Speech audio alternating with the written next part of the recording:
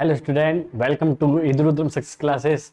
और आज हम करेंगे वन शॉट, है ना, object oriented C plus plus की यूनिट 1 की वन शॉट।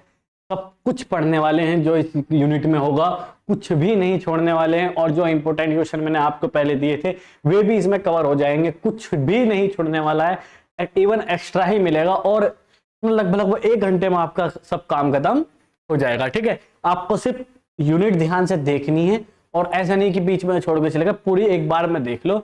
ये मेरी गारंटी है कि आपको ये क्वेश्चन आपको याद हो जाएंगे। ठीक है, मेरा नाम रोहित कुमार है। चलिए स्टार्ट करते हैं। ठीक है, यूनिट 1 में पढ़ेंगे हम। ठीक है, यूनिट 1 का पढ़ेंगे बेटा। ठीक है, एक सेकेंड। ठीक है, चलिए स्टार्ट करते हैं। ठीक है, चलो आ जाओ। पहला क्या है, introduction to object oriented approach in C plus plus में ना। ऑब्जेक्ट ओरिएंटेड अप्रोच क्या है बेटा, ये मैं पहले ही बता चुका हूं। ठीक है, ये आपके इंपोर्टेंट क्वेश्चन में भी है, लॉन्ग में भी और शॉर्ट में भी। ठीक है, चलिए पढ़ते हैं। ऑब्जेक्ट ओरिएंटेड अप्रोच क्या है, एक वे है of designing and developing software का। ऑब्जेक्ट ओरिएंटेड अप्रोच क्या है बेटा, एक रास्ता है आपको सॉफ्टवेयर डिजाइनिंग का एंड डेवलपिंग का। क्लियर है बात, है ना। Developing software that model real world entities, किसके बेसिस पे, रियल वर्ल्ड के बेसिस पे, जो हम करते हैं उनके ऊपर एज ए ऑब्जेक्ट। समझ में आई बात ना। ऑब्जेक्ट ओरिएंटेड अप्रोच क्या है बेटा, object oriented approach in A way of designing, यानी कि एक रास्ता है डिजाइनिंग का एंड डेवलपिंग सॉफ्टवेयर का। समझ में आई बात बेटा। That model real world entities, है ना, as a object. Real world entities जैसे कि कार हो गई ना, जो रियल वर्ल्ड में होती है, उनके बेसिस पे हम एक सॉफ्टवेयर को डिजाइन कर सके। समझ में आई बात बेटा, क्या हो रहा है ना। चलिए, ईच ऑब्जेक्ट कंबाइन, है ना, each object combine data, attributes, properties and behaviour, method, function into a single unit. एक ही यूनिट में एट्रीब्यूट ना, प्रॉपर्टीज एंड बिहेवियर, समझ में आई बात, मेथड और फंक्शन जितने भी हो गए ना, एक ही यूनिट में ईच ऑब्जेक्ट कंबाइन है ना। एक ही यूनिट में क्या है बेटा, एट्रीब्यूट्स भी है, प्रॉपर्टीज भी है ना। एट्रीब्यूट्स और प्रॉपर्टीज एक ही चीज होती है, बिहेवियर, मेथड और फंक्शन भी है एक यूनिट में। This approach is widely use in modern programming language, है ना। सबसे ज्यादा यूज होने वाली, है ना, मॉडर्न प्रोग्रामिंग लैंग्वेज में है like Java, Python and C plus plus and C sharp. समझ में आई बेटा। अब समझते हैं ऑब्जेक्ट ओरिएंटेड अप्रोच के की कॉन्सेप्ट। पहला क्या है बेटा, हाँ ऑब्जेक्ट। पहला क्या है बेटा, ऑब्जेक्ट। चलिए पढ़ते हैं ऑब्जेक्ट के बारे में। Real world entities represent in software, जैसे कि रियल वर्ल्ड एंटिटीज अगर हम सॉफ्टवेयर के अंदर रिप्रेजेंट करें तो वो हम किस में करेंगे, एक ऑब्जेक्ट के अंदर। जैसे कि कार हो गया, ये रियल वर्ल्ड एंटिटीज है। स्टूडेंट हो गया बेटा, ये रियल वर्ल्ड एंटिटीज है। बैंक अकाउंट हो गया बेटा, ये एक रियल वर्ल्ड एंटिटीज है, यानी कि एक ऑब्जेक्ट है, कार, स्टूडेंट, बैंक अकाउंट। समझ में आई बात। ऑब्जेक्ट क्या है, real world entities represent in software. समझ गए। ऑब्जेक्ट को क्यों यूज करेंगे, रियल वर्ल्ड एंटिटीज को सॉफ्टवेयर के अंदर रिप्रेजेंट करने के लिए, जैसे कार हो गया, स्टूडेंट हो गया, बैंक अकाउंट हो गया।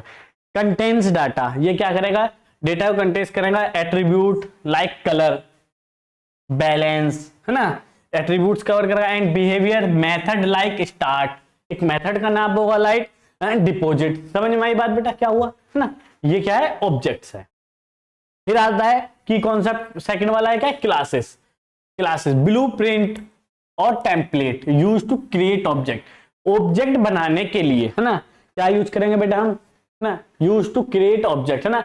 ब्लूप्रिंट या टेम्पलेट। टेम्पलेट क्या हो गया, पहले से कुछ स्ट्रक्चर है वो हमने यूज कर लिया। सेम ऐसी ब्लूप्रिंट, पहले से कुछ स्ट्रक्चर है जिसको हम यूज कर रहे हैं। समझ में आई बेटा बात, है ना।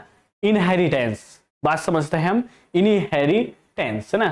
थर्ड टॉपिक है mechanism where one class drive properties and behaviour from another.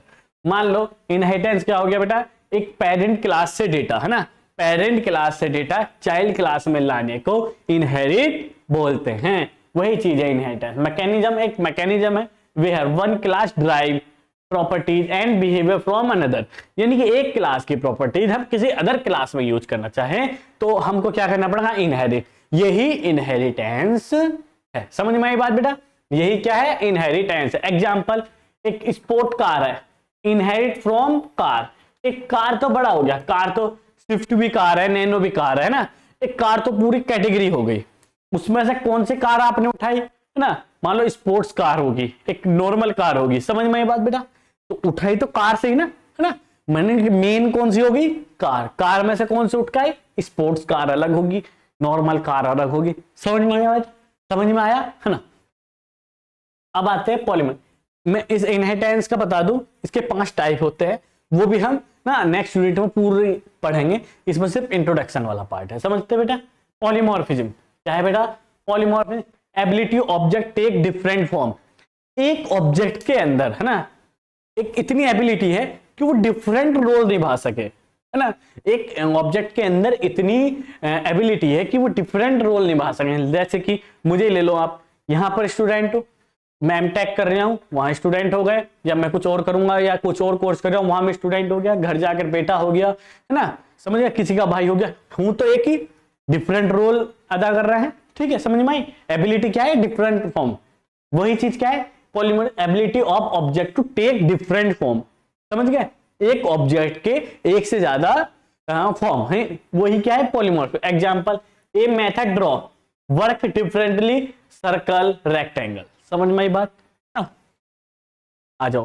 फिर क्या है बेटा, एब्स्ट्रैक्शन, एब्स्ट्रैक्शन, एब्स्ट्रैक्शन क्या है, हाइडिंग इम्प्लीमेंटेशन, इम्प्लीमेंटेशन को क्या कर देता है, हाइड, है ना, इम्प्लीमेंटेशन डिटेल को क्या कर देगा बेटा, ये hide, and show only essential features, जो हम यूजर को दिखाना चाहते हैं वही शो करता है। ये काम कौन करता है बेटा, एब्स्ट्रैक्शन, समझ में आई बात। एब्स्ट्रैक्शन क्या करता है, जो कि यानी कि कुछ इम्प्लीमेंटेशन है, कुछ पार्ट है जिसको हम हाइड करा सकते हैं और वो दिखा सकते हैं जो हमें दिखाना है। ऐसा तो नहीं कि हम यूजर को सब कुछ दिखाएं, नहीं, हम यूजर को सिर्फ जितना पार्ट दिखाना चाहते हैं उतना हम दिखा सकते हैं, किसका यूज कर करके, एब्स्ट्रैक्शन का, समझ में ये बात बेटा, एब्स्ट्रैक्शन का यूज कर करके हम दिखा सकते हैं। ये इतने पार्ट पहले क्वेश्चन के, मैं पहले क्वेश्चन लिखवा चुका हूं, आपको बता चुका हूं, उसमें से देख लेंगे, ये पहले क्वेश्चन का, समझ में आई बात। Example, when you drive A car, है ना, जब आप एक कार ड्राइव कर रहे हो, मान लो एक कार ड्राइव किया आपने, ना, यू यूज द स्टीयरिंग, आप स्टीयरिंग यूज कर रहे हो, है ना, wheel without know the internal mechanism, आपको नहीं पता बेटा इंटरनल मैकेनिज्म क्या यूज हुआ, है ना, आपको जो पार्ट शो कराना था स्टीयरिंग का जो काम है, आपको सिर्फ वो पता है, वो कैसे वर्क कर रहा है, कहां पर क्या चीज यूज हुई, कहां पर क्या चीजें यूज हुई, आपको उससे मतलब भी नहीं है। वही काम कौन करता है, एब्स्ट्रैक्शन, हाइड कर देता है इम्प्लीमेंटेशन डिटेल्स को, और जो यूजर के एफिशिएंट है, जो यूजर के लिए जरूरी है, वो पार्ट दिखेगा। ये काम कौन कर रहा है बेटा, एब्स्ट्रैक्शन का। अब आ जाते हैं हम इनकैप्सुलेशन वाले पार्ट पे, समझ में आए, इनकैप्सुलेशन वाले पार्ट पे पढ़ते हैं। बाइंडिंग डेटा, है ना, बाइंडिंग डेटा, समझते हैं बात को, and method together into single unit. Binding data का मतलब समझते हैं, आपने कैप्सूल देखा होगा ना बेटा, कैप्सूल देखा होगा आपने, समझ में आई बात। कैप्सूल में क्या है, उसके अंदर कुछ डेटा होता है ना, कुछ दवाई होती है, उसमें मेडिसिन होती है, वो क्या करके रखी उसने, स्कोर, तो सिक्योर, है ना, उसके अंदर क्या हो गया, तो डेटा को बाइंड करने के लिए किसको यूज होता है, इनकैप्सुलेशन। कैप्सुलेशन के नाम में सोचो बेटा आप, है ना, इनकैप्सुलेशन, है ना, तो यानी कि एक कैप के अंदर डेटा को बाइंड करके रखना, वही चीज क्या है, bind data and method together into एक सिंगल यूनिट, यानी क्लास के अंदर मेथड को और डेटा को, डेटा यानी कि एट्रीब्यूट्स को बाइंड करके रखना ही क्या हो जाता है, इनकैप्सुलेशन। समझ में आई बात, समझ में आई बात, बात समझ में आई, हाँ। Protect data from unauthorised access, encapsulation क्यों यूज होता है, सिक्योरिटी पर्पस से यूज होता है। एब्स्ट्रैक्शन भी क्यों यूज होता है, सिक्योरिटी पर्पस से यूज होता है। Protect data from unauthorised access, समझ में बात है ना, जिसको परमिशन नहीं है उसको डेटा ना शो हो, समझ में बात है, उससे प्रोटेक्ट कर सके, बात समझ में। ये बेटा पहला क्वेश्चन है, ये आपको लिख के ही आना है, ये आपको बेटा लिख के ही आना पड़ेगा और आपको नंबर लेने पड़ेंगे मेरे भाई, समझ गए बात को।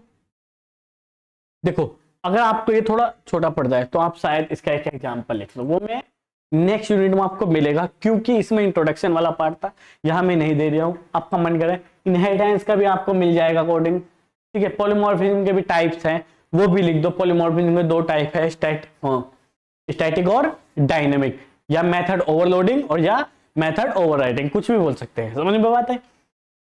एब्स्ट्रैक्शन है ना, फिर क्या है, इनकैप्सुलेशन। इनके बारे में आपको 6 के 6 पॉइंट लिख के आने और एक एक एग्जाम्पल ही बता देंगे, जैसे किसका एग्जाम्पल है ना, इसका भी एग्जाम्पल दिया मैंने, इसका भी एग्जाम्पल दिया बेटा, इसका भी एग्जाम्पल दिया। ठीक है, समझ में आई बात ना? ये आपको लिख के आने होंगे, समझ में।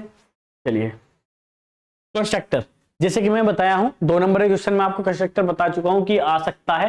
कंस्ट्रक्टर क्या है? एक स्पेशल टाइप का सिंबल है। ठीक है, देखो पढ़ते हैं कंस्ट्रक्टर क्या है बेटा। तो हाँ, a constructor is a special member function. Constructor क्या है? एक स्पेशल मेंबर फंक्शन है या स्पेशल मेथड कह सकते हैं C++ के अंदर, दैट इज ऑटोमेटिकली कॉल्ड। सबसे पहली बात क्या है, कंस्ट्रक्टर क्या होता है? ऑटोमेटिक कॉल होता है। समझ में आई बात बेटा? ऑटोमेटिक कॉल होने वाला फंक्शन है, इसको कभी आपको कॉल करने की जरूरत नहीं होती, और है ना, कॉल करने की जरूरत नहीं थी वहन, जब इसको कॉल करने की जरूरत नहीं होती जब आप ऑब्जेक्ट बनाते हो। मान लो क्लास 1 का आपने कंस्ट्रक्टर बनाया है, समझ गए बात को, और आप उसका ऑब्जेक्ट बना रहे हो, तो ये कंस्ट्रक्टर ऑटोमेटिक कॉल हो जाता है और सबसे पहले कॉल होगा। समझ गए बात को? सबसे पहले कॉल होगा और कॉल करने की जरूरत नहीं पड़ेगी जैसे ही आप ऑब्जेक्ट बनाते हो। ये कंस्ट्रक्टर का फंडा है, आपको ये बेटा समझना पड़ेगा, और ये आपको जरूर आएगा एग्जाम में, जरूर ही आएगा, है ना? समझ? पर्पस क्या होता है ना? पर्पस क्या, क्यों यूज करते हैं इसको? पर्पस टू इनिशियलाइज ऑब्जेक्ट ना, गिव देम डिफॉल्ट और स्पेसिफिक वैल्यू। कुछ वैल्यू डिफॉल्ट हमें शो करानी होती है ना बेटा? कुछ वैल्यू आपको ना डिफॉल्ट शो करानी होती है, या कुछ स्पेसिफिक वैल्यू आपको यानी कि यूज करनी होती है सबसे पहले, है ना? तो क्या यूज करेंगे हम? कंस्ट्रक्टर। उसके लिए क्या यूज करेंगे बेटा? कंस्ट्रक्टर यूज करेंगे। समझ गए बात को? ठीक है, उसके लिए हम क्या यूज करेंगे? कंस्ट्रक्टर। कंस्ट्रक्टर क्या होगा? कंस्ट्रक्टर नेम और क्लास का नेम सेम होने वाला है ना? लाइन में क्या है इसमें? Constructor name equal to same the class name. समझ गए बात को? ध्यान से सुन लो ना, एक स्पेशल टाइप मेंबर फंक्शन है, समझ गए बात को? फिर ठीक है ना, ऑटोमेटिकली कॉल होता है जब आप ऑब्जेक्ट बनाते हो उस क्लास का। ठीक है, क्यों यूज करते हैं? डिफॉल्ट एंड स्पेसिफिक वैल्यू के लिए, है ना? कुछ आपको डिफॉल्ट वैल्यू शो करानी हो और या स्पेसिफिक वैल्यू आपको शो करानी हो तो कंस्ट्रक्टर हम यूज करते हैं। कंस्ट्रक्टर का नाम और क्लास का नाम बेटा सेम होता है हमेशा। कंस्ट्रक्टर का नाम और क्लास का नाम हमेशा सेम होता है ना? और एक चीज और बात आई, it has no return type. इसमें कभी भी रिटर्न यूज नहीं होता। समझ गए बेटा बात? इसमें कभी भी रिटर्न यूज नहीं होता। आगे बढ़ते हैं। ठीक है, टाइप्स ऑफ कंस्ट्रक्टर। कंस्ट्रक्टर के टाइप कितने हैं? डिफॉल्ट कंस्ट्रक्टर होता है एक, है ना, यानी कि नो आर्गुमेंट नो पैरामीटर, है ना? पैरामीटर उसमें पास नहीं होते, नहीं आर्गुमेंट होता है, यानी कि ये डिफॉल्ट कंस्ट्रक्टर में आता है। एक होता है बेटा पैरामीटराइज्ड कंस्ट्रक्टर, है ना, जिसमें कि एक parameter to initialise object given the value. 2 type के कंस्ट्रक्टर होते हैं। कैरेक्टरिस्टिक पढ़ते हैं हम, है ना? सेम क्लास का नाम क्या होगा? जो क्लास का नाम होगा वही कंस्ट्रक्टर का नाम होगा। ऑटोमेटिकली कॉल हो जाता है जैसे ऑब्जेक्ट बनता है। रिटर्न टाइप नहीं होता है और can be overloaded but not inherit. Overload हो सकता है पर इनहेरिट नहीं हो सकता। समझ गया बात को? ये 4 पॉइंट है। ये 4 पॉइंट बेटा आपको कंस्ट्रक्टर में जरूर ही लिखने पड़ेंगे ना, जरूर ही लिखने पड़ेंगे। समझ गया बात को? नाम जो क्लास का होगा वही कंस्ट्रक्टर का नाम होगा। समझे बात को? है ना? समझ गए? चलिए, advantage of object oriented approach. इसका एडवांटेज क्या है ना, आपको लिखना पड़ेगा ये। ठीक है, चलिए, easier to model real world problem, है ना? जो रियल वर्ल्ड प्रॉब्लम है उनको हम इजीली हैंडल कर सकते हैं ऑब्जेक्ट के थ्रू, ऑब्जेक्ट ओरिएंटेड प्रोग्रामिंग के थ्रू। इनकरेज रीयूजेबिलिटी, है ना? रीयूजेबिलिटी बढ़ जाती है बेटा। ये चीजें ना आपको ये वाली चीजें फर्स्ट यूनिट में हर के एडवांटेज में लिखनी है ना। थ्रू इन रीयूजेबिलिटी, अब एक बार आपने चीजें बना ली तो अब उसको बार बार चीजें बनाने की जरूरत नहीं पड़ेगी। आप चीजों को बार बार यूज कर सकते हो बहुत ही इजीली इनहेरिटेंस के थ्रू। समझिए बात को? इंक्रीज सिक्योरिटी, है ना, थ्रू इनकैप्सुलेशन, है ना? सिक्योरिटी बढ़ जाती है बेटा किसके थ्रू? इनकैप्सुलेशन के थ्रू सिक्योरिटी बढ़ जाती है। जैसे कि बाइंडिंग डेटा करेंगे हम, अभी मैंने इनकैप्सुलेशन में आपको बताया, अगर हम बाइंडिंग डेटा यूज करते हैं तो क्या है, सिक्योरिटी उसमें बढ़ जाती है। समझे बात को ना? बहुत ही मैं इजी तरीके से बता रहा हूं बेटा, आपको ना सिर्फ सुनना है और ध्यान रखना एक बार पीडीएफ मिल जाएगी आपको, ये उसमें से पढ़ लेना है ना, या आप स्क्रीनशॉट लेते रहना अगर आप यूट्यूब पे देख रहे हो ना, ठीक है।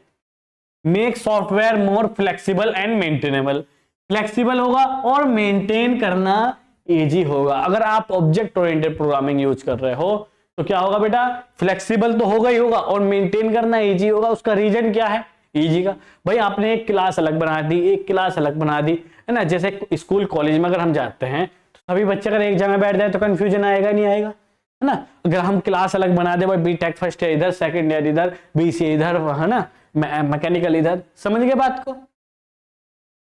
Support modular programming making debugging, है ना, मॉड्यूलर प्रोग्रामिंग को सपोर्ट करता है, डिबगिंग इजी, यानी कि मान लो अगर कोई प्रॉब्लम आ जाती है, एरर आ जाती है तो डिबग करना इजी हो जाता है। मान लो, है ना, हमारा कार वाला ऑब्जेक्ट नहीं चल रहा, हमारा बेटा कार वाला ऑब्जेक्ट नहीं चल रहा है, समझे बात को, तो हम देखेंगे कि कार वाले ऑब्जेक्ट में जाकर देखेंगे। अगर हमें पता ही नहीं चल रहा कि कहाँ प्रॉब्लम आ रही है, हम सब चीजें मिक्स करके बैठे हैं, समझे बात को। डिसएडवांटेज क्या है, कॉम्प्लेक्सिटी है ना, कॉम्प्लेक्स है वो तो मानना पड़ेगा, स्लोअर है, स्लो है थोड़ा सा, है ना, यानी सी के अगर कंपैरिजन में देखें फंक्शन बेस में थोड़ा स्लो है, पर बहुत सारी चीजें इससे बेनिफिट भी है ना।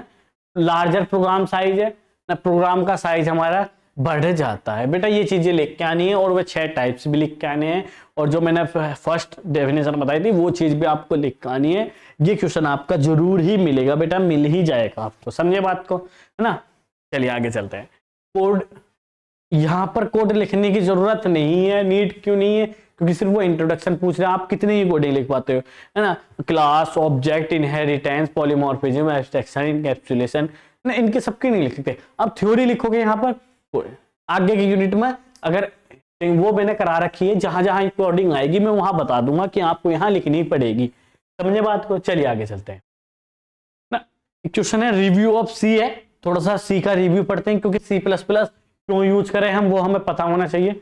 पढ़ते हैं, चलो। इंट्रोडक्शन क्या है सी का ना बेटा, C is a general purpose procedural programming language है। सी में बेटा ऊप्स नहीं है, यानी कि ऑब्जेक्ट ओरिएंटेड प्रोग्रामिंग यूज नहीं होती, वो क्या है बेटा, प्रोसीजरल प्रोग्रामिंग लैंग्वेज है, ठीक है। डेवलप बाय डेनिस रिची, है ना, ये किसने बनाई थी बेटा, डेनिस रिची ने बनाई थी 1972, है ना, एट AT&T बेल लैब्स, है ना, बेल लैब्स में ये बनाई गई थी। Originally design to implement Unix operating system, C बनाई क्यों गई थी, यूनिक्स ऑपरेटिंग सिस्टम बनाने के लिए सी को डेवलप किया गया था डेनिस रिची ने, है ना, समझिए बात को, डेनिस रिची ने सी बनाने के लिए। स्टिल वाइडली यूज टुडे, है ना, आज के टाइम में सी बहुत ही ज्यादा यूज होती है, बहुत बड़े स्केल पर सी यूज हो रही है, ऑपरेटिंग सिस्टम में यूज हो रही है, पढ़ेंगे अभी। System programming, embedded system, performance critical application, है ना, सुपर कंप्यूटर में भी ये चीजें यूज हो रही है, डेटाबेस में भी सी यूज हो रही है, सी बहुत बड़े लेवल पे बेटा यूज हो रही है। सिर्फ की फीचर्स पढ़ते हैं हम कुछ, प्रोसीजर, है ना, structure, program are divided into function for better organisation. अगर आपको सी के अंदर बेटर ऑर्गेनाइजेशन चाहिए तो आप फंक्शन यूज कर सकते हो, आप क्लास और ऑब्जेक्ट आप जैसी चीजें इसमें यूज नहीं कर सकते हो, समझे बात को बेटा, समझ रहे हो ना मैं क्या कह रहा हूं, समझ रहे हो। Divide into function for better organisation, low level plus high level, है ना, सी का क्या है, लो का और हाई का दोनों का मिक्सअप है ना। ऑफर हार्डवेयर लेवल कंट्रोल, ये हार्डवेयर को भी कंट्रोल करता है, कैसे, पॉइंटर मेमोरी मैनेजमेंट, है ना, और yet is readable and portable, थोड़ा सा रीडेबल भी है और पोर्टेबल भी है, माननी पड़ेगी इस बात को। पोर्टेबिलिटी समझते हैं, राइट वंस, आपने एक जगह लिखा कंपाइल एनीवेयर, कहीं भी कंपाइल कर सकते हो, समझे बात को। पोर्टेबल कैसे है, एक जगह लिखो कहीं भी रन कर लो, work across platform with minimal changes, कुछ थोड़े से चेंजेस करने हैं, आप कहीं भी इसको यूज कर सकते हो, ऑनलाइन ऑफलाइन, दूसरे ऑपरेटिंग सिस्टम पर, तीसरे ऑपरेटिंग सिस्टम में, कहीं भी यूज कर सकते हो, समझे बात को। इफिशियंट, हाँ थोड़ा बहुत दिख रहा है, चलो। प्रोड्यूस फास्ट एंड ऑप्टिमाइज, सी इस दुनिया की सबसे फास्ट लैंग्वेज कह सकते हो इस टाइम पर। सी क्या है, बहुत ही ज्यादा फास्ट लैंग्वेज है, हो सकती है इससे फास्ट अगर कोई हो पर ये जावा, पाइथन है ना, जावास्क्रिप्ट, इनसे तो बहुत ही फास्ट है ना। सी प्लस प्लस से सबसे इन फास्ट लैंग्वेज कौन सी है? सी है इनमें जो पॉपुलर है ना। Optimise code with direct memory access है ना। रिच लाइब्रेरी सपोर्ट करता है, स्टैंडर्ड है ना, stdio.io.h, कोनियो, math.h, बहुत सारी इसके अंदर लाइब्रेरी ये सपोर्ट करता है। समझे बात को बेटा, है ना। चलिए स्ट्रेंथ क्या है, सी की स्ट्रेंथ पढ़ते हैं हम। सी की स्ट्रेंथ क्या है? वेरी फास्ट, है ना। क्या है बेटा? Very fast and efficient, close to hardware, hardware के क्लोज लैंग्वेज है सी। समझे बात को, आ जाओ। फाउंडेशन ऑफ मॉडर्न लैंग्वेजेस, और जितनी भी नई लैंग्वेज बनी, जैसे कि सी प्लस प्लस बनी, जावा बनी, पाइथन बनी, और भी बहुत सारी इन्फ्लुएंस बाय इट, ये किससे बनी है बेटा? सी से। इसीलिए इसको मदर लैंग्वेज भी बोला जाता है। Widely use in embedded system, embedded system में बहुत ज्यादा यूज होती है। एम्बेडेड सिस्टम का नाम सुना होगा आपने, यानी कि आपको पता ना हो शायद, जैसे वॉशिंग मशीन में टाइमर हो गया, पेट्रोल पंप पे टाइमर हो गया, ठीक है। तो ये कौन सा है? ये एम्बेडेड सिस्टम है, जो छोटे छोटे सिस्टम होते हैं। ओएस डेवलपमेंट है ना, जो operating system like Android, iOS, ये चीजें किसके लिए यूज होती है ना, सी यूज होती है इनमें भी। ड्राइवर्स क्या हो, आपको कोई भी यूज करना है, मान लो माउस चलाते हो आप, इसका भी एक ड्राइवर इंस्टॉल होता है, बट वो आप विंडोज खुद से करके दे देती है। बट आप प्रिंटर चलाते हो ना, लेकिन उसमें भी आपको ड्राइवर इंस्टॉल करना पड़ेगा। बहुत सारी चीजें हैं। कंपाइलर बनाने के लिए सी यूज होती है। Provide strong controller over memory, ये क्या होता है? स्ट्रॉन्ग कंट्रोल मेमोरी के ऊपर हमें प्रोवाइड करता है पॉइंटर के थ्रू। किसके थ्रू बेटा? पॉइंटर के थ्रू हमें बहुत सारी चीजें ये करके दे देता है ना, बहुत कंट्रोल हो जाता है, मैलॉक और फ्री। वीकनेस पढ़ते हैं सी की वीकनेस क्या है? मैन्युअली मेमोरी मैनेजमेंट कर देता है, करना पड़ता है। केस बग है ना, बग के टाइम है ना, क्रैशेस डन इनकरेक्टली। फिर क्या है? No built in object oriented programming features, object oriented features इसके अंदर नहीं है, लाइक क्लासेस, इनहेरिटेंस, ये चीज इसके अंदर नहीं है। क्या है? Weak error handling, error handling बहुत ही वीक है इसमें। नो एक्सेप्शन है, एक्सेप्शन नहीं यूज कर सकते। मोस्टली रिटर्न कोड्स है। Security issue if memory is mishandle, अगर मेमोरी हैंडल करने में आप थोड़ी चूक कर देते हो तो सिक्योरिटी इशू हो सकते हैं। समझिए बात को, इसमें सी में सिक्योरिटी इशू हो सकते हैं अगर आप तरीके से इसमें मेमोरी मैनेजमेंट नहीं करते हो। समझिए बात को, आ जाओ। एप्लीकेशन कहां पर सी यूज हुई? ऑपरेटिंग सिस्टम में यूज हुई बेटा, Unix, part of Unix, Linux, window है ना। एम्बेडेड सिस्टम में यूज हुई, आईओटी डिवाइस, माइक्रो कंट्रोलर्स में। कंपाइलर एंड इंटरप्रेटर में यूज होती है C. Game engine, performance heavy application बनाने के लिए सी यूज होती है। समझे बात को। कंक्लूजन पढ़ते हैं। C remains a powerful efficient programming language, C क्या है? पावरफुल और एफिशिएंट प्रोग्रामिंग लैंग्वेज है, माननी पड़ेगी इस बात को। समझिए बात को। That serve as the backbone of modern computing, है ना, ये मॉडर्न कंप्यूटिंग की बैकबोन है C. Even through many new language existing C importance become, C के अंदर यानी कि सी को बहुत सारी मॉडर्न प्रोग्रामिंग लैंग्वेज ने यूज किया अपने अंदर, है ना। टीचिंग फंडामेंटल प्रोग्रामिंग कॉन्सेप्ट, है ना, ये क्या कर देता है? बहुत फंडामेंटल प्रोग्रामिंग लैंग्वेज सिखा देता है हमें। It's the foundation of many modern language, ये फाउंडेशन है बहुत सारी प्रोग्रामिंग लैंग्वेज का। समझे बात को, आ जाते हैं आगे। देखो ये क्वेश्चन बहुत ज्यादा इंपॉर्टेंट होने वाला है बेटा, ये क्वेश्चन आपके एग्जाम में आएगा ही आएगा, ठीक है। बहुत पढ़ना ही पढ़ना पड़ेगा, ठीक है। पैराडिग्म्स, फीचर्स क्या है बेटा? पैराडिग्म्स बिल्कुल हिंदी में बता दूंगा, इंग्लिश में यहाँ लिखा हुआ है, इंग्लिश पढ़ के सुना दूंगा, हिंदी में एक एक पॉइंट का मतलब बता दूंगा, सिर्फ आपको याद रखना है और लिख के आना है। समझे बात को, है ना। सी लैंग्वेज, इधर क्या है बेटा? सी, इधर क्या है? सी प्लस प्लस, है ना, ये लिखी हुई है, वैसे मैंने दोबारा लिख दिया, है ना। फोकस ऑन, सी के अंदर क्या होता है? फोकस होता है फंक्शन पे और डेटा सेपरेटली यूज करने पर। पता, प्रोसीजर है, प्रोसीजर प्रोग्रामिंग लैंग्वेज है। Focus on function and data separately, है ना। इसमें जब ऑब्जेक्ट ओरिएंटेड प्रोग्रामिंग नहीं है, क्लास नहीं है, तो आप कैसे बनाते हैं? फंक्शन बना लिया, उसको कॉल कर लिया, फंक्शन बना लिया, उसको कॉल कर लिया। बट सी प्लस प्लस में क्या है? ऑब्जेक्ट ओरिएंटेड तो है ही है, प्लस प्रोसीजर भी है। सी का तो जितना है वो तो है ही, पर आपको ऑब्जेक्ट ओरिएंटेड भी मिलेगा। Support classes object oops concept. पहला डिफरेंस पता चला बेटा, ये फंक्शन बेस है, वो ऑब्जेक्ट ओरिएंटेड बेस है, समझे बात को। हाँ, प्रोग्रामिंग स्टाइल टॉप डाउन, सी में क्या है बेटा, टॉप डाउन प्रोग्रामिंग स्टाइल है, बट सी प्लस प्लस में क्या है, बॉटम अप अप्रोच है, बॉटम अप अप्रोच है, समझे बात। बॉटम से ऊपर, सी प्लस प्लस, वो सी में क्या है, top down. Data security, no data hiding, C के अंदर बेटा डेटा हाइडिंग का प्रोसेस है ही नहीं, समझे बात को। सी के अंदर इनकैप्सुलेशन नहीं है तो डेटा हाइडिंग का प्रोसेस नहीं है, बात को समझे। All function can access direct data direct, but C plus plus में क्या है, data hiding and abstraction possible using classes access specify private public protected, private public protected, ये सी प्लस प्लस के अंदर है ना, समझे बात को। अब पढ़ते हैं फंक्शन। हाँ, फंक्शन पढ़ते हैं। Function are the build block ना, बिल्डिंग ब्लॉक। फंक्शन क्या है, एक बिल्डिंग ब्लॉक्स है। इसके अंदर पढ़ते हैं फंक्शन क्या है, मेथड इनसाइड क्लास। फंक्शन तो फंक्शन यूज कर ही सकते हैं, एक क्लास के अंदर भी आप फंक्शन यूज कर सकते हो, समझे बात को। ओवरलोडिंग है ना, फंक्शन ओवरलोडिंग सपोर्ट नहीं करता। सी क्या करता है, फंक्शन ओवरलोडिंग, यानी कि एक नाम से दो फंक्शन नहीं हो सकते, एक नाम से बेटा दो फंक्शन सी के अंदर नहीं हो सकते, बट ना सी प्लस प्लस के अंदर हो सकता है, समझे बात को। सी प्लस प्लस के अंदर फंक्शन ओवरलोडिंग हो सकता है, सपोर्ट ना ओवरलोडिंग, ऑपरेटर ओवरलोडिंग हो सकता है, समझे बात।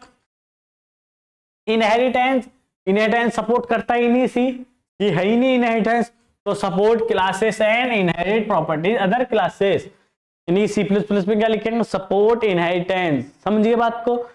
पॉलीमॉर्फिज्म सपोर्ट करता ही नहीं, तो सी प्लस प्लस क्या लिखेंगे, support compile time and run time polymorphism ना, पॉलीमॉर्फिज्म सपोर्ट करता है, समझिए बात को। इनकैप्सुलेशन, इनकैप्सुलेशन सपोर्ट करता ही नहीं, इनकैप्सुलेशन सपोर्ट करता ही नहीं, तो इसमें क्या हुआ, support data function together inside है ना। इनकैप्सुलेशन यूज होता है सी के, कि डेटा को हाइड कर सकते हो आप। स्टैंडर्ड इनपुट आउटपुट देने के लिए क्या यूज होता है, प्रिंटफ और स्कैनफ। इसमें क्या यूज होता है, इन ना, सी इन और सी आउट, डिफरेंस समझ रहे हो ना। फिर क्या है, टेक्स्ट इंजन क्या है दोनों का, सी का क्या है डॉट सी और सी प्लस प्लस का क्या है डॉट सीपीपी, समझो बात को है ना, क्लियर है ये चीजें। ये क्वेश्चन बेटा आपके एग्जाम में आएगा ही आएगा, जरूर आएगा, बिल्कुल पक्का आएगा, ठीक है।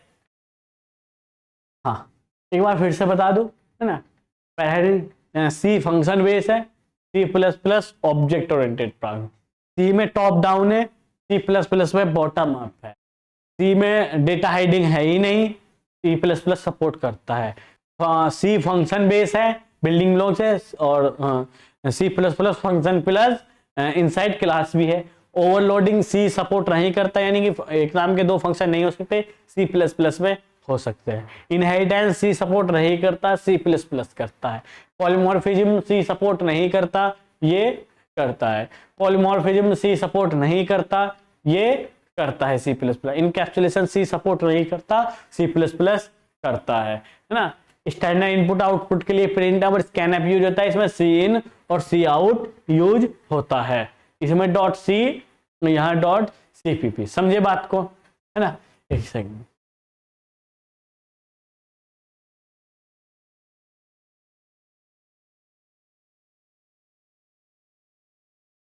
समझ में आया होगा बेटा। दो क्वेश्चन में इंपोर्टेंट करा चुका हूं,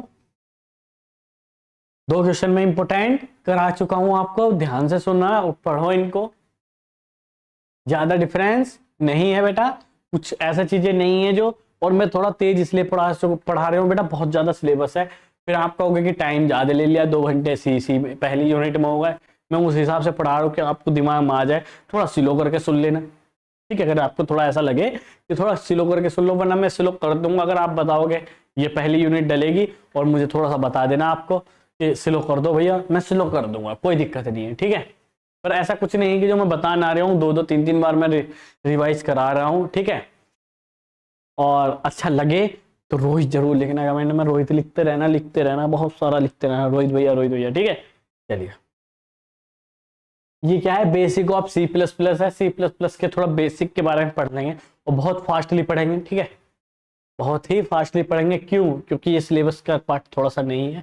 वेरिएबल क्या है, एक वेरिएबल एक कंटेनर है या नेम, स्टोरेज, लोकेशन है इन मेमोरी, होल्ड से वैल्यूज। वेरिएबल क्या है, एक लाइक लाइक ए कंटेनर है, कंटेनर की तरह काम करता है जो कि डेटा को होल्ड करके रखता है बेटा ना। वेरिएबल रूल है, must start with letter and underscore. Variable का नेम जरूर स्टार्ट होना चाहिए, या तो लेटर से हो सकता है या अंडरस्कोर से हो सकता है। सेकंड क्या है ना, कैन वेरिएबल के अंदर क्या हो सकता है, या तो लेटर हो सकता है या डिजिट हो सकता है या अंडरस्कोर हो सकता है, और कोई स्पेसिफिक कैरेक्टर नहीं हो सकता, ठीक है। यानी कि जैसे ये हो गया या हैश हो गया, ये वेरिएबल के नेम में आ ही नहीं सकते।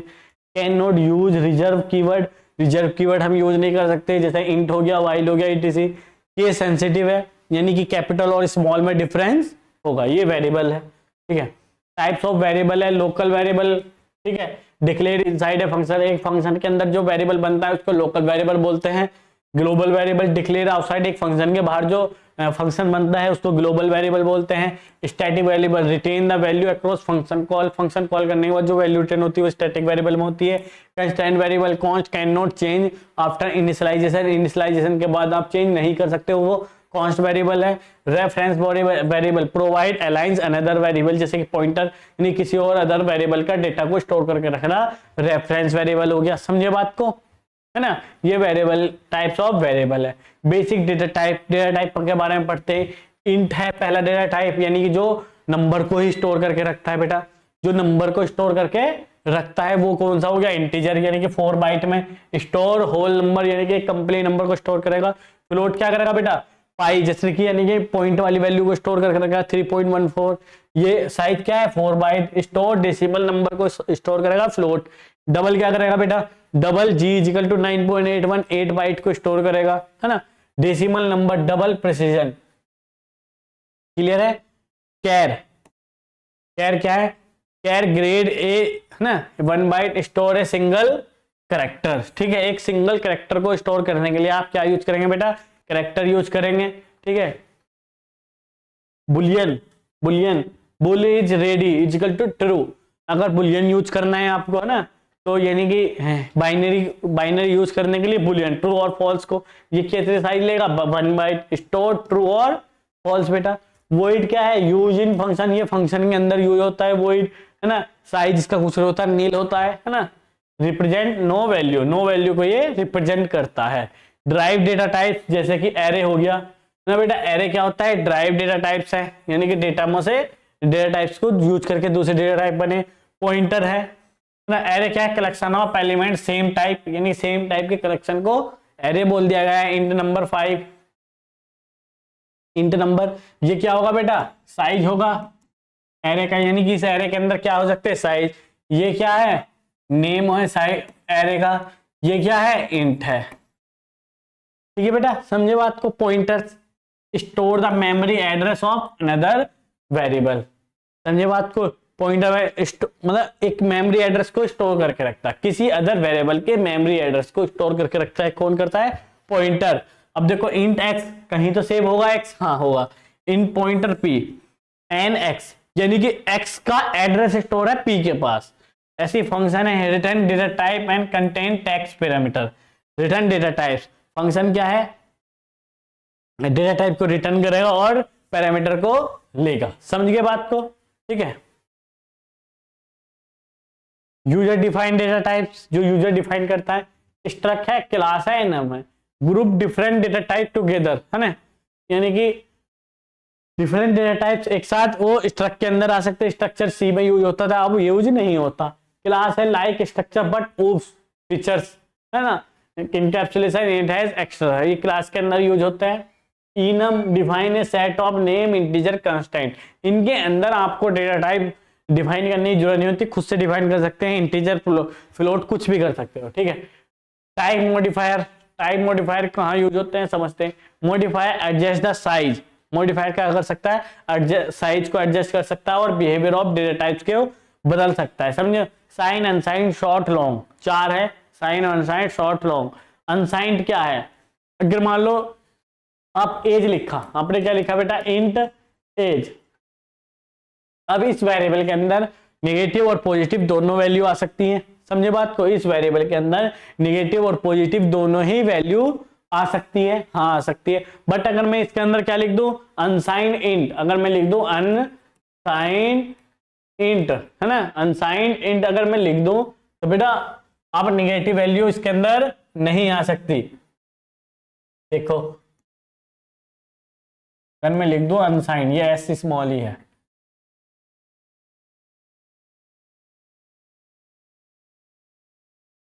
अनसाइंड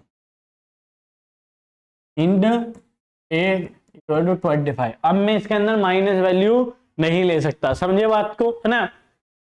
अगर मैं लिख दूं लॉन्ग लॉन्ग बिग नम, है ना, लॉन्ग लॉन्ग बिग नम, बहुत बड़ी वैल्यू नंबर को स्टोर करने के लिए, लाइक फोन नंबर, है ना, बहुत बड़ी वैल्यू को स्टोर करने के लिए क्या यूज करेंगे, लॉन्ग लॉन्ग। समझ गए बात को। हाँ आगे चलते हैं।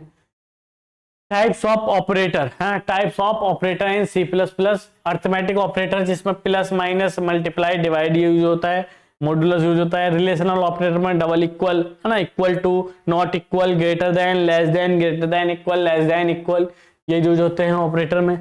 समझे बात को। लॉजिकल ऑपरेटर में logical and, logical or, logical not, है ना।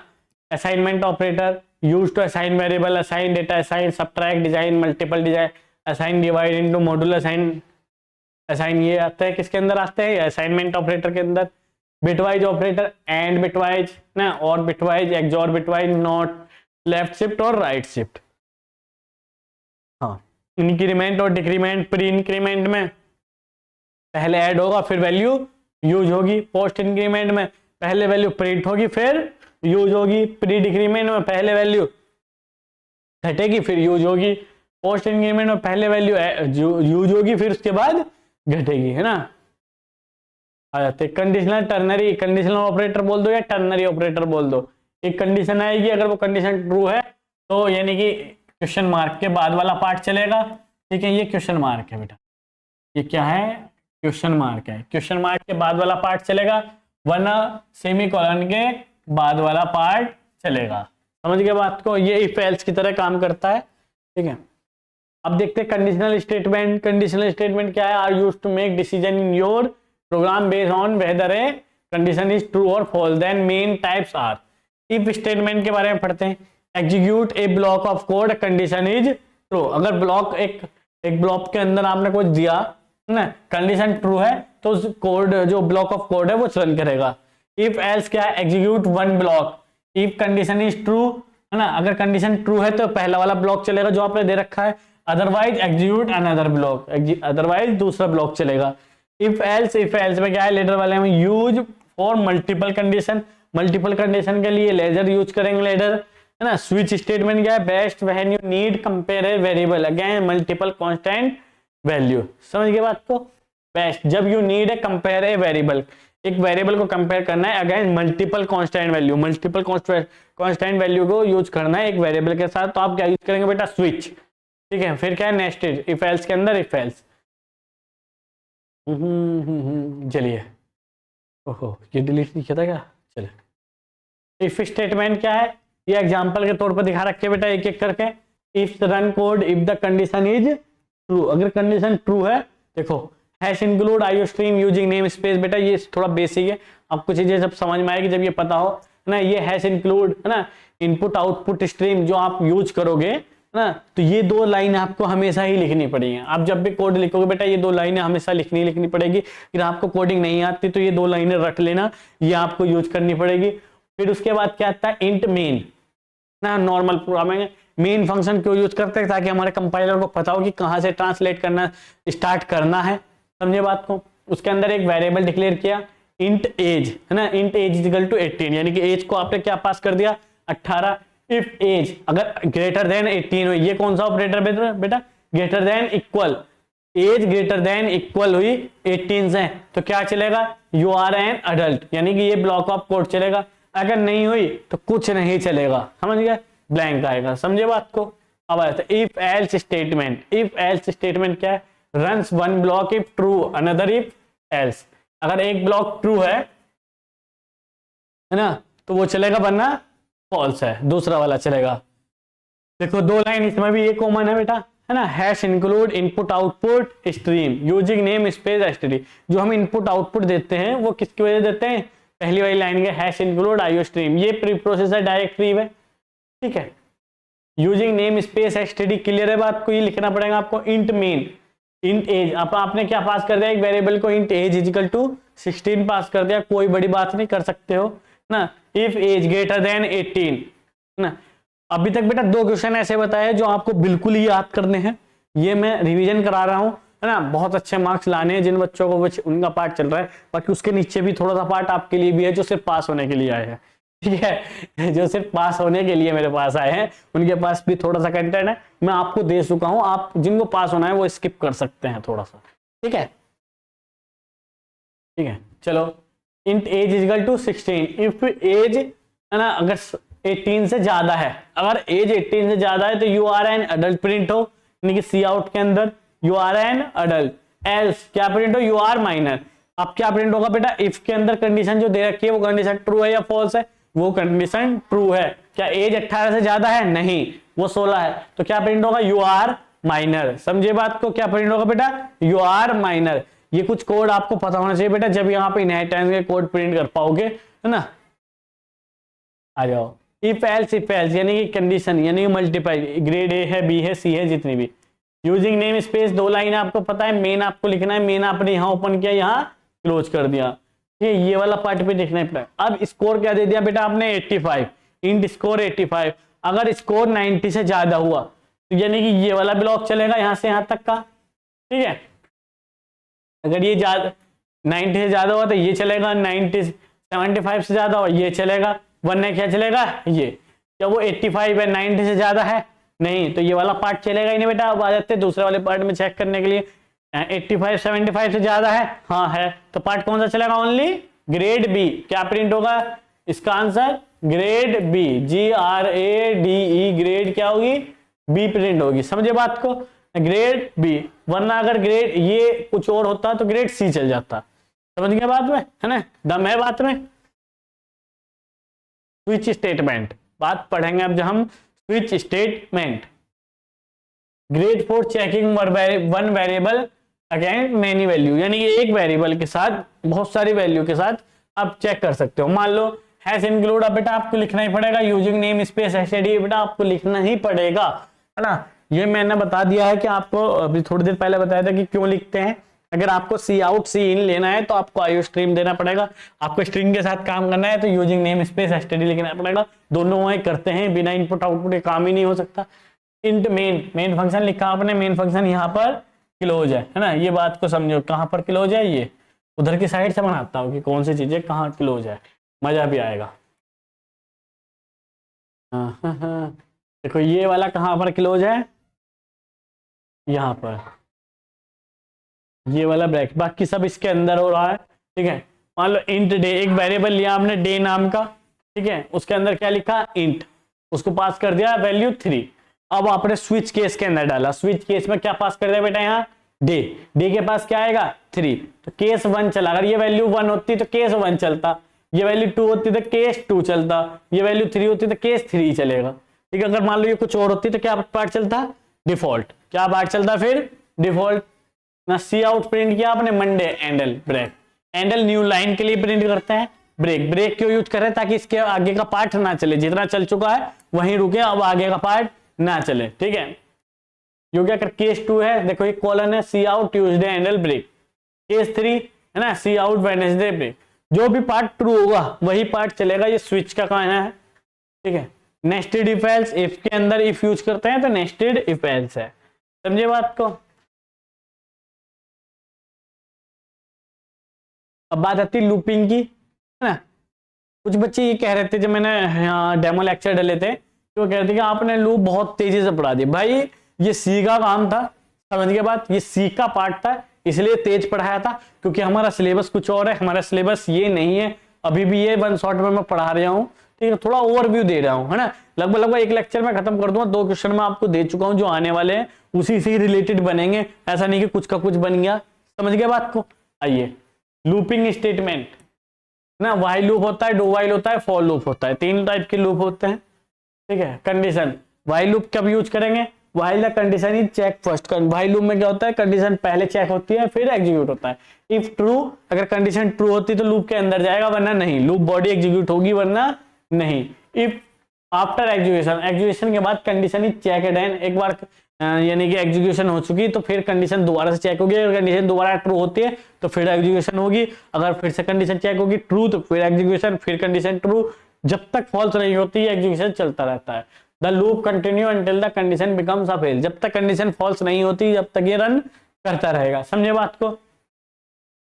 सुनो, हैश इंक्लूड आईओ स्ट्रीम, समझ गए बात को। यूजिंग नेम स्पेस एसटीडी, समझ गए बात को। Int main, int i equal to 1, हाँ, while i less than equal to 5, हाँ, सी आउट आई, है ना, यानी कि आई प्रिंट कर दिया, आई चेक होगा इसमें, आई के पास क्या है 1, कंडीशन ट्रू हो रही है, हाँ ट्रू हो रही है, 1 प्रिंट हो जाएगा, यानी कि आई के पास क्या है 1 प्रिंट हो गया। फिर आई प्लस प्लस आई कितना हो गया बेटा 2, फिर से चेक होगी कंडीशन, हाँ अभी भी ट्रू है तो क्या प्रिंट हो गया 2, फिर से आई प्लस प्लस आई कितना हो गया 3, फिर से कंडीशन चेक होगी, हाँ कंडीशन ट्रू है, फिर 3 प्रिंट हो गया, फिर से कंडीशन चेक होगी, आई कितना है 4, 4 अभी भी 5 से छोटा है, फिर प्रिंट हो गया, फिर चेक हो गया अभी भी 5 के बराबर है तो 5, जैसे 6 होगा कंडीशन फॉल्स बाहर आ जाएगा, लूप के यानी लूप टर्मिनेट और प्रोग्राम भी कंप्लीट। समझ गया बात को ना? आउटपुट क्या आ जाएगा 1 2 3 4 5। डू वाइल, है ना, डू वाइल क्या है, the body execute first, body पहले एग्जीक्यूट होगी फिर उसके बाद कंडीशन चेक होगी, पहले बॉडी एग्जीक्यूट होगी इसके बाद कंडीशन चेक होगी। If the condition is true the loop repeat, ना, कंडीशन अगर ट्रू है तो लूप रिपीट होगा वरना नहीं। If the condition false the loop is stop. समझिए बात को? लूप टू डू वाइल की एक खास बात है ना, एक बार तो कम से कम एग्जीक्यूट होगा ही होगा first time. Hash include iostream using namespace std, है ना, ये 2 लाइनें लिखनी पड़ेंगी। Int main i equal to 0, पहले ही डू, अब कंडीशन पहले चेक नहीं हो रही है, पहले क्या हो रहा है प्रिंट हो रहा है, प्रिंट हो गया मान लो आई, कंडीशन प्रिंट आई हो गया प्रिंट, यानी कि 1 था 1 प्रिंट हो गया, आई प्लस प्लस आई कितना हुआ 2, फिर से कंडीशन चेक हुई, हाँ कंडीशन ट्रू है, फिर ऊपर गए 2 प्रिंट हो गया क्योंकि प्लस प्लस हो गया 2 हो गया, कंडीशन चेक हुई अभी भी ट्रू है, फिर 3 4 5 बेटा, इसी तरीके से इसका आउटपुट आ जाएगा 5। देखो लास्ट में कंडीशन चेक हो रही भाई, समझे बात को, है ना, बात को समझे हैं। ये ओवरव्यू है थोड़ा सा आपको, क्योंकि ये ओवरव्यू किस लिए है, ताकि आप इनहेरिटेंस ये चीजें आपको समझ में आ सके कि ये चीजें क्या हो रही है ना, ये चीजें क्या हो रही है, ये चीजें समझाने के लिए। समझिए बात को? Difference between while and do while, है ना, condition check before execution, while में क्या होता है पहले कंडीशन चेक होगी तब एग्जीक्यूट होगा, इसमें कंडीशन कहाँ चेक होगी, पहले एग्जीक्यूशन होगा फिर कंडीशन चेक होगी।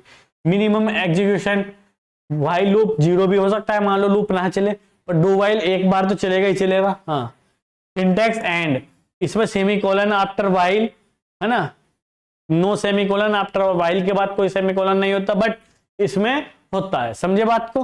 हाँ, फॉर लूप पढ़ेंगे, पहले इनिशियलाइजेशन होता है फिर कंडीशन होती है फिर अपडेट होता है। समझिए बात को? हाँ, देखो ये 2 पहली लाइन है, आई इक्वल टू 1, लूप कहाँ से स्टार्ट करना है 1 से, कहाँ तक लेके जाना है 5 तक, कितने के स्टेप में लेके जाना है 1 1 के। आई प्रिंट हुआ क्योंकि आई पहले 1 था 1 हो गया, फिर आई इंक्रीमेंट हुआ 2 प्रिंट हो गया, फिर 3 फिर 4 बेटा 5। कैसे हुआ, जब एक बार लूप चला आई प्लस प्लस हो गया, आई कितना हो गया 2, कंडीशन अभी भी ट्रू है 2 प्रिंट हो गया, फिर आई प्लस प्लस हुआ 3 प्रिंट हो गया, कंडीशन अभी भी ट्रू है। समझे बात को? बेटा जो पहली बार पढ़ने आए हैं जिन्होंने C++ नहीं भी पढ़ा कि जो सिर्फ पास होने के लिए है, ये उनके लिए नहीं है। समझे बात को? हाँ, आ जाओ। What is nested for loop? Nested for loop क्या है, फॉर के अंदर फॉर यूज करेंगे तो नेस्टेड फॉर लूप है। नेस्टेड मींस लूप, यानी कि लूप के अंदर लूप। आउटपुट क्या आ जाएगा, स्टार स्टार स्टार, ये वाले चीजें, स्टार स्टार स्टार स्टार, ठीक है, ये आउटपुट आ जाएगा। ठीक है, ये इसका आउटपुट आ जाएगा बेटा। चलिए आगे चलते हैं। फंक्शन, बात आती है फंक्शन की। A function in C++ is a block of code the performing specific task. Function help make program modular, reusable and easier to read. यानी कि फंक्शन से क्या होता है, एक ब्लॉक ऑफ कोड है, एक स्पेसिफिक टास्क के लिए यूज होता है। फंक्शन किसके लिए हेल्प करता है, मॉड्यूलर और रीयूजेबल, यानी कि एक बार चीजें आपने बना ली वो आप बार बार यूज कर सकते हैं। इसमें ये किस में हेल्प करता है, रीयूजेबल, यानी कि एक कोड को बार बार यूज करने के लिए। ठीक है। और फंक्शन की वजह से कोड हमारा क्या हो जाता है, इजी टू रीड हो जाता है, यानी कि आप इजी बहुत आराम से इसको फंक्शन को रीड कर सकते हो। की पॉइंट्स क्या है, रिटर्न टाइप्स। रिटर्न टाइप्स क्या है, define what type value function will be return, यानी कि एक फंक्शन को जब आप कॉल करेंगे तो रिटर्न करेगा वो किस टाइप में वैल्यू करेगा, इंट में करेगा, फ्लोट में करेगा, वॉइड में करेगा, etc इसमें करेगा। समझे बात को। पैरामीटर, इनपुट जब एक लेगा इनपुट, वो किसके तरह पास हो गए, पास इनटू फंक्शन पैरामीटर, है ना। डेटा फंक्शन को देने के लिए, फंक्शन डेटा लेने के लिए क्या यूज करता है, parameter. Function call, execute the function, function जैसी कॉल करेंगे फंक्शन क्या हो जाएगा बेटा, एग्जीक्यूट हो जाएगा। समझे बात को ना। Function declaration, prototype function declaration, you can declare a function before mean ना, मीन से पहले फंक्शन आपको डिक्लेयर करना पड़ता है, एंड डिफाइन इट लेटर, बाद में इसको डिफाइन कर सकते हो। वॉइड फंक्शन, चार टाइप के फंक्शन है। पहला क्या आ गया, वॉइड, है ना, जो कोई रिटर्न नहीं करेगा, ना ही no return with no parameter. Void function no return with parameter, अगर यहाँ पैरामीटर हो तो नो रिटर्न विद पैरामीटर हो जाता है। यहाँ की ये चीजें क्या हो गई, ये तो रिटर्न, वॉइड यानी कुछ रिटर्न नहीं करेगा, इंट मतलब कि लेगा, जब इसको कॉल करेंगे तो हमें पैरामीटर इसको आर्गुमेंट देना पड़ेगा जब ये कॉल होगा। इसमें ना तो ये कुछ देगा ना ये लेगा, सिर्फ इसको कॉल कर देंगे बिना दे बिना लिए, है ना। ये भी हो गया। आगे चलते हैं, फंक्शन विदाउट पैरामीटर, है ना, ये रिटर्न तो करेगा, ये फंक्शन क्या करेगा बेटा, रिटर्न करेगा। कैसी वैल्यू रिटर्न करेगा, int value, int get number, return 10, return 10। Function with parameter, function with parameter, int add int a int b, return a plus b, है ना। अब देखो सबसे ज्यादा यूज होने वाला यही है, वैल्यू कैसी रिटर्न करेगा जब मैं इसको कॉल करूंगा, इंट। समझ गए बात को, इंट ए कोमा इंट बी, वैल्यू कौन सी लेगा ये, इंट। समझिए कौन सा पैरामीटर है, इंट। जब इसको कॉल करेंगे दो वैल्यू देंगे, रिटर्न कैसे करेगा ये वैल्यू, इंट। समझ गए, रिटर्न ए प्लस बी। आ जाओ, function with default parameter, int multiple, int a int b equal to 2। अगर इसको कॉल करते टाइम एक भी पैरामीटर दोगे तो भी चल जाएगा, दोनों दोगे तो दोनों चल जाएंगे। अगर मान लो कॉल करते टाइम आपने दिया 5,6, तो 5 किसके पास चलेगा, ए के पास, 6 किसके साथ, बी के पास। अगर 6 देते हो आप, मान लो दो पैरामीटर देते हो, तो सेकंड वाला बी के पास जाएगा। अगर नहीं देते हो तो वो 2 उठा लेगा, देते हो तो वो चीज उठा लेगा। समझ गए बात को। हाँ आगे चलता है। एरे, एरे क्या होता है, array is a data structure that store the multiple value of the same data type. Same data type के मल्टीपल वैल्यू स्टोर कर सकते हैं एक सिंगल वेरिएबल के अंदर और कंटिन्यूअस मेमोरी लोकेशन के अंदर। Each element in array access using index, index के बेसिस पे एक कोई भी एलिमेंट आपको यूज कर सकते हो। की point, array can store only one data type, है ना, यानी कि एरे एक ही डेटा टाइप की मल्टीपल वैल्यू स्टोर कर सकता है। All element must be the same type, जितने भी एलिमेंट होंगे वो सेम टाइम के, यानी कि इंटीजर है तो इंटीजर, फ्लोट है तो फ्लोट। समझे बात को। This size of an array is fix eight compile time. Indexing start कहां से स्टार्ट होगी, 0 से, यानी कि पहला एलिमेंट मान लो इस तरीके से मेमोरी में जाते हैं, ये जी, यहाँ 5 आ गया, यहाँ 6 7 8 कुछ भी डेटा है, तो पहला क्या है 0, ये 1, ये 2, ये 3, है ना, ये इंडेक्सिंग है बेटा इसकी, ठीक है। Second element indexing 1, nth element, यानी कि एक एरे में कितने एलिमेंट हो सकते हैं, ठीक है ना, कितने हो सकते हैं, यानी कि इंडेक्सिंग कितनी होगी, n-1, 5 एलिमेंट है तो 4 तक इंडेक्सिंग जाएगी, 6 है तो 5 तक जाएगी, 7 है तो 6 तक जाएगी। समझे बात को। हाँ, ये एरे डिक्लेयर करने का तरीका है। डेटा टाइप, पहले आएगा डेटा टाइप, फिर आएगा एरे का नेम, फिर आएगा साइज। देखेंगे example, array initialisation, you can assign value during declaration, declaration के थ्रू आप वैल्यू असाइन कर सकते हो। इंट एरे, ये डेटा टाइप है, ये एरे का नेम है, ये साइज है। समझे बात को, है ना। 10 20 30 40 इसका एलिमेंट है, ये 0 पे जाएगा, ये 1 पे, ये 2 पे, ये 3 पे, ये 4 पे। समझे बात को। 5 एलिमेंट है तो इंडेक्सिंग कहां तक जाएगी, 4 तक। If size is not specified, size नहीं दे सकते हैं, आपको नहीं देना तो नहीं भी दे सकते हैं, ये ऑटोमेटिकली डिटेक्ट कर लेगा। ओनली C++, सी के अंदर ऐसा कुछ नहीं है। इंट एरे 10 20 30 40, ये भी सही तरीका है। समझे बात को। आ जाइए, types of array. 1D array 2D array, दो टाइप्स के एरे हैं, है ना। 1D हम पढ़ चुके हैं पहले, ये 2D है ना, यानी कि ये रो ये कॉलम, पहले रो फिर कॉलम, ठीक है। 3 रो 3 कॉलम का ये है, 1 2 3 4 5 6 7 8 ये एलिमेंट है। ये एरे का साइज है, वो डेटा टाइप है, ये नेम है, ये साइज दे रखे हैं। 3x3 का ये एरे है, 3 कॉलम 3 रो, समझे बात को। लिमिटेशन ऑफ एरे, एरे की लिमिटेशन क्या है, साइज फिक्स है, can not grow shrink dynamically, dynamically array का साइज आप नहीं बढ़ा सकते।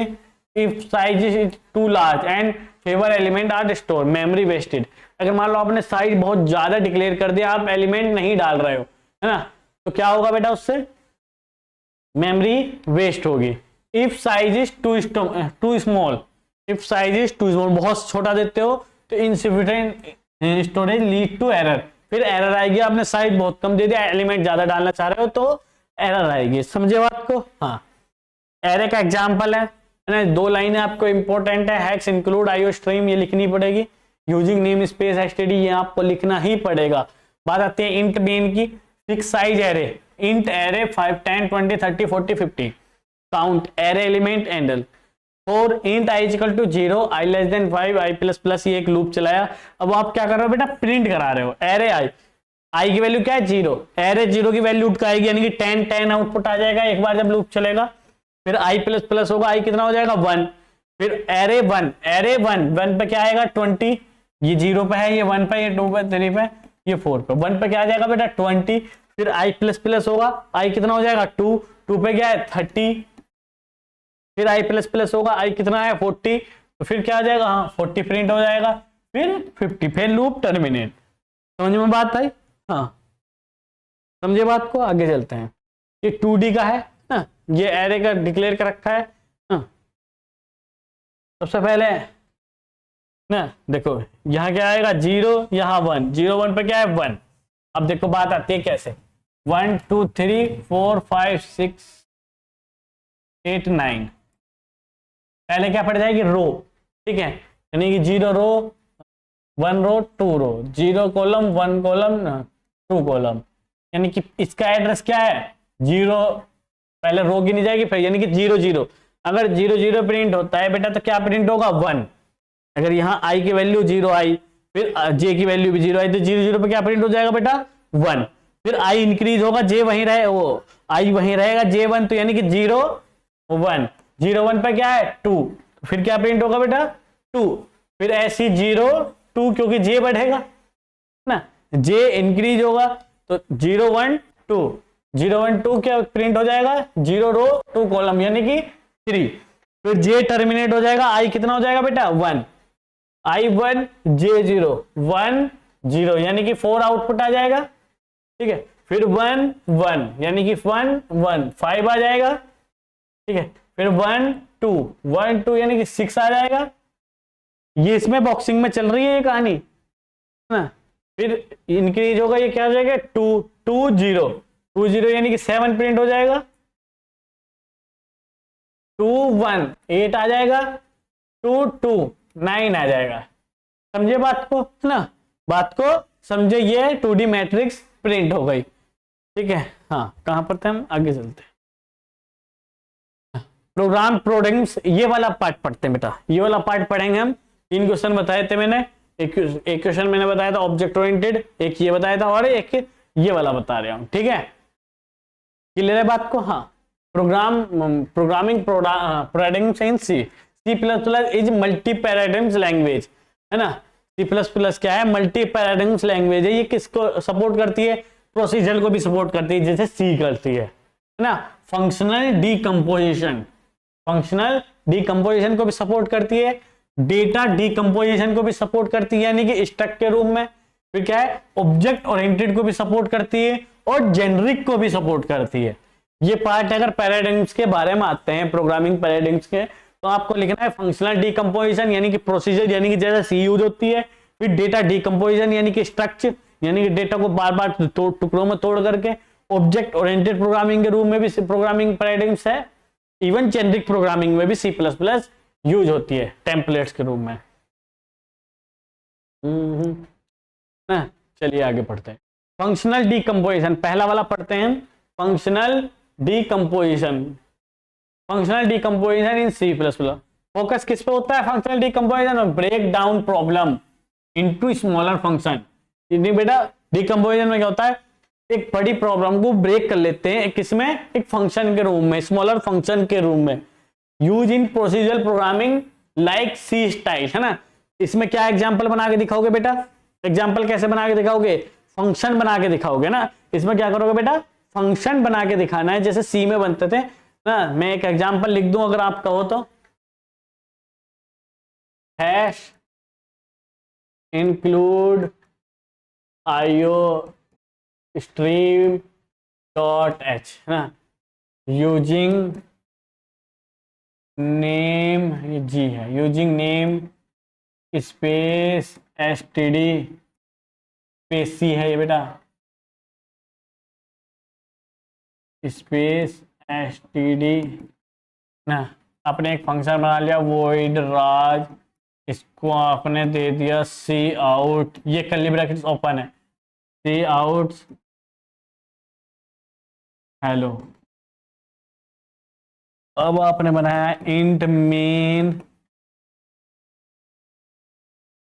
इंट मेन, इसके अंदर आपने इसको कॉल कर दिया ना राज।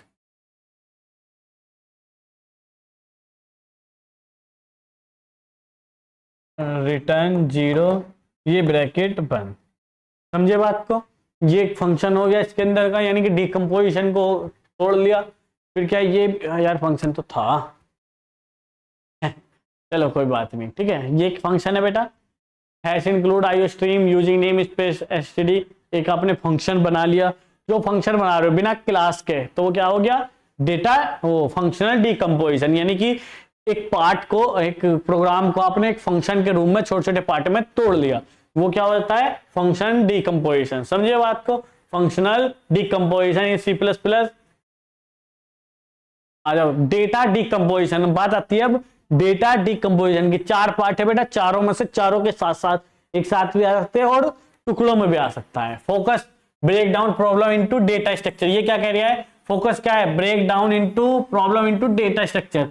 डेटा स्ट्रक्चर के रूप में हम अपनी प्रॉब्लम को तोड़ सकते हैं, है ना। एग्जांपल यूजिंग स्टक, स्टक के रूप में हैश इंक्लूड ना यूजिंग नेम स्पेस, जैसे हम स्ट्रक्चर और यूनियन यूज करते थे सी के अंदर, वही है struct student, string name int age float marks, ये बना सकते हो main.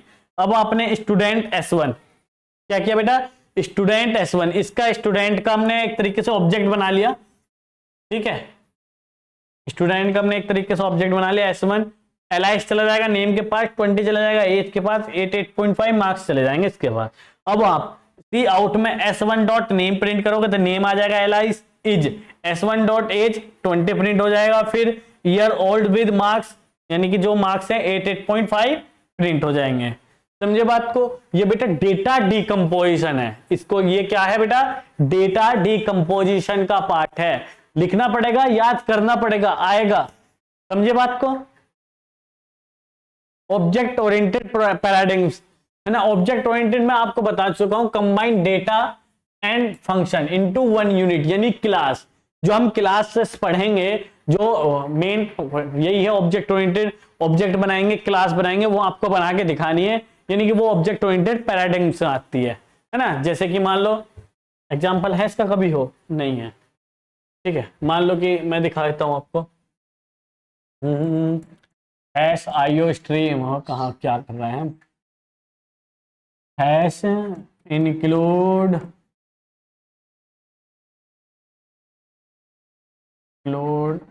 IO stream dot H ना, IO hash include iostream dot H using name STD. यहीं से आपने एक क्लास बना ली, क्लास ए ब्रैकेट ओपन। एक इसके अंदर आपने एक फंक्शन बना लिया वॉइड राज, वॉइड राज, इसके अंदर दे दिया आपने वॉइड राज, इसके अंदर ब्रैकेट के अंदर दे दिया आपने सी आउट हेलो, ठीक है, ये ब्रैकेट बंद, ये क्लास बंद। अब आपने लिखा इंट मेन, बेटा आपने लिखा इंट मेन, इसके अंदर आप इसका ऑब्जेक्ट बनाएंगे ए एन, मान लो ये ऑब्जेक्ट बन गया एन डॉट राज। ठीक है, अब इस राज को कॉल आ गया, आउटपुट हो गया हेलो, ये हो जाता ऑब्जेक्ट ओरिएंटेड के थ्रू। ये क्लास बन गई, ये ऑब्जेक्ट बन गया बेटा, समझ में आई बात। ये क्लास है, ये ऑब्जेक्ट है, ये चीजें आपको जरूर होनी चाहिए। जेनेरिक प्रोग्रामिंग का पार्ट आपको ना वन शॉट 4 में, यानी कि 4 यूनिट 4 में मिल जाएगा आपको थोड़ा सा पार्ट ना, उसके थ्रू आप अप्लाई कर सकते हो। चीजें बहुत सारी चीजें हैं, है ना, मैं थोड़ा सा बता दूं उसके बारे में भी, है ना। और क्या था, जेनेरिक प्रोग्रामिंग ना, जेनेरिक प्रोग्रामिंग, जेनेरिक प्रोग्रामिंग। ठीक है, जेनेरिक प्रोग्रामिंग क्या है बेटा, बिना डेटा टाइप्स के, है ना, बिना डेटा टाइप्स दिए आप फंक्शन यूज कर सकते हो ना, वेरिएबल यूज कर सकते हो। ये बात को ध्यान रखना, बिना डेटा टाइप्स के, है ना, विदाउट यूजिंग डेटा टाइप्स।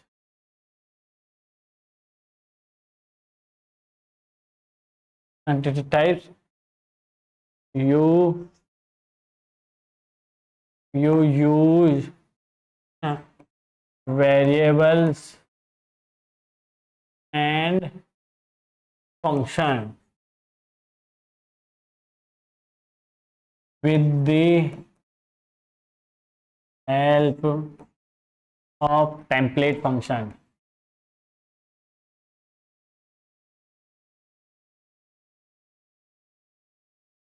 समझ गए बात को ना। जेनेरिक प्रोग्रामिंग में क्या है, आप ना विदाउट यूजिंग डेटा टाइप्स, बिना डेटा टाइप्स को बिना यूज करे, है ना, यू वर्क, मैं इसको चेंज कर देता हूँ, रुको, चलो, आप वर्क कर सकते हो बिना डेटा टाइप्स के, है ना। आप किसी भी डेटा टाइप के साथ आप वर्क कर सकते हो जेनेरिक प्रोग्रामिंग का यूज करके। क्या कहा बेटा मैंने, आप किसी भी डेटा टाइप का यूज करके आप प्रोग्रामिंग कर सकते हो। ऐसा कि नहीं कि आप इंट के साथ ही आप कि एक बार फंक्शन बनाओ और किस भी डेटा टाइप के साथ आप काम कर लो, आप काम कर सकते हो इजीली। समझ गए बात को, है ना। 3 क्वेश्चन है, तीनों रटने हैं बहुत बुरी तरह। Thank you.